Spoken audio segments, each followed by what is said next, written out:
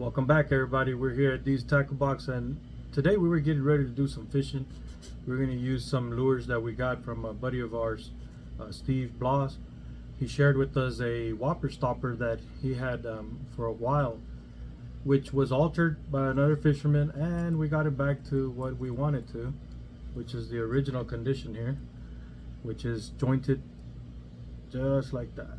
It had an extension in there, and this is its buddy, larger size. And these are only listed on the info that I found it as Whopper Stopper jointed, and these are made out of wood, so they're from the early 40s, I believe. Tough lures, you know, to find. These are, especially with this jointed model like this.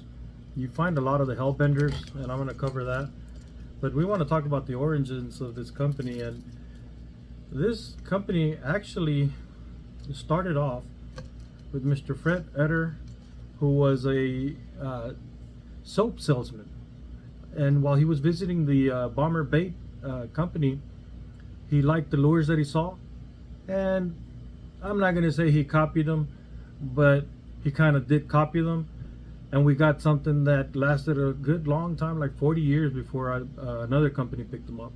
And that is what I wanted to talk to you guys about, the influence that older brand name lures that we know, like Bomber, had on other smaller companies that still made a difference, because we still fish with these Whopper Stopper lures.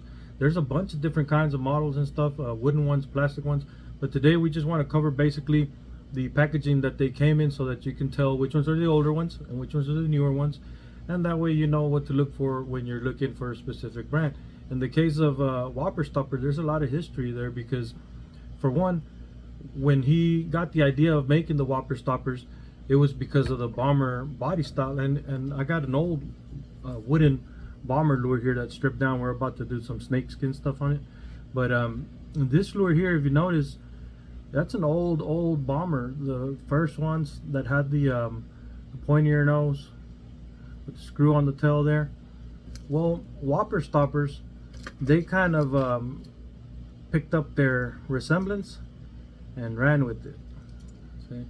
And it did good. I mean, you know, nobody likes to see their products mimicked, but Fred did it in a way that it did change the lure some, and it did create a whole other line. So let me cover this real quick.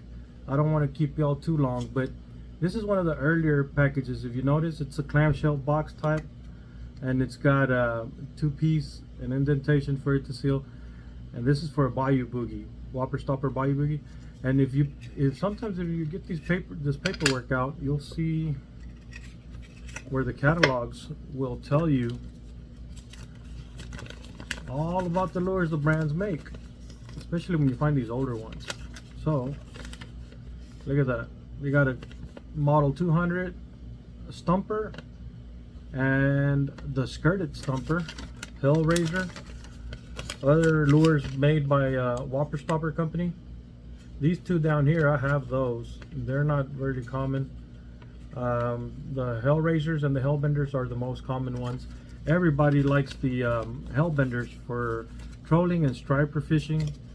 And this is the original packaging in the beginning that they were producing. They got a smaller size here too for a Bayou Boogie, but the smaller baby Bayou Boogies.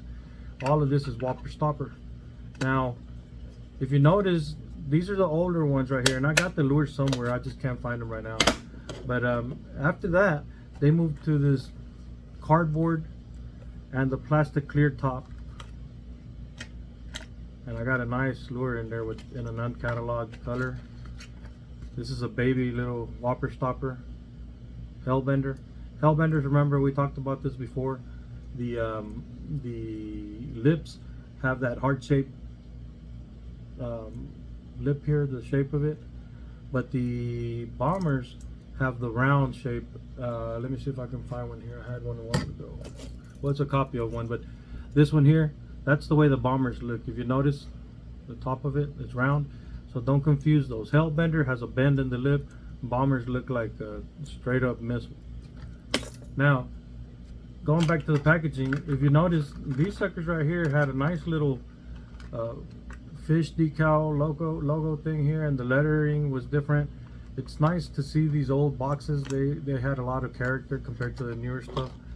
After that, they moved on to the yellow box, which was, I think, 70s.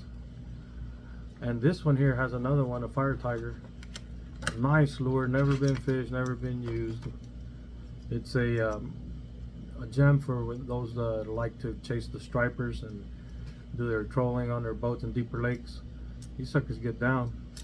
Now after that, after they went with these cheaper plastic looking boxes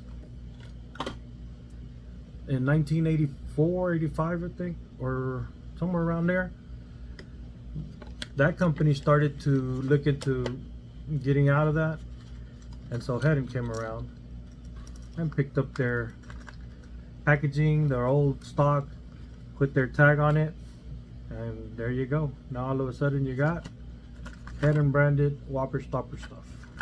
And this is one of the next up packaging. They had a blister pack like this, 1984, 85, 86, 87 I believe. And right about there, 86, 87, is where they used all the leftover stock inventory that Whopper Stopper had, put the label on it, and then this is the newer box. This is the blister pack. This one was an actual box that was glued on the card there. But you can tell the difference in the back too. This one here has an old Whopper Stopper label, and if you look real closely, it says on there Whopper Stopper Flip Tail. That's in reference to this, and this is a Hellbender. So I don't know if they were calling these flip tails because of that little where's it at? Because of the let me see, because of this little spinning spoon here. I'll call it a spinning blade, but it might have been that they were calling it a flip tail. So that's another interesting piece. I always love to look at these old boxes. When you go through them, you find a lot of details that you don't notice when you just go out picking and stuff like that.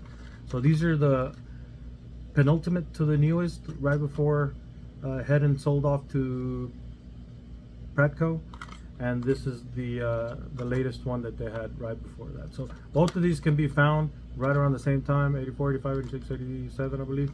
And then Whopper Stopper became just another label that the big company took over. You can see Whopper Stopper, Bomber, Cotton Cordell, Heddon, and Rebel.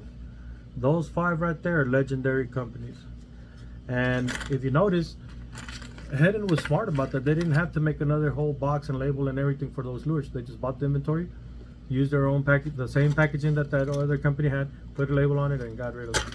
So just so you know, when you're out there looking, now you know more or less the progression of the boxes, and that way it'll help you with whatever it is that you're trying to do. Add to your collection, know which ones are worth more.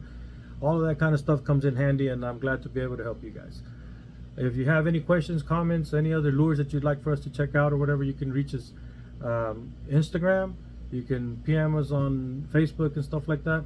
There's all sorts of methods for you to find us. We'll be here doing our thing. I hope you catch a big one. Tight lines, everybody. We'll see you next time.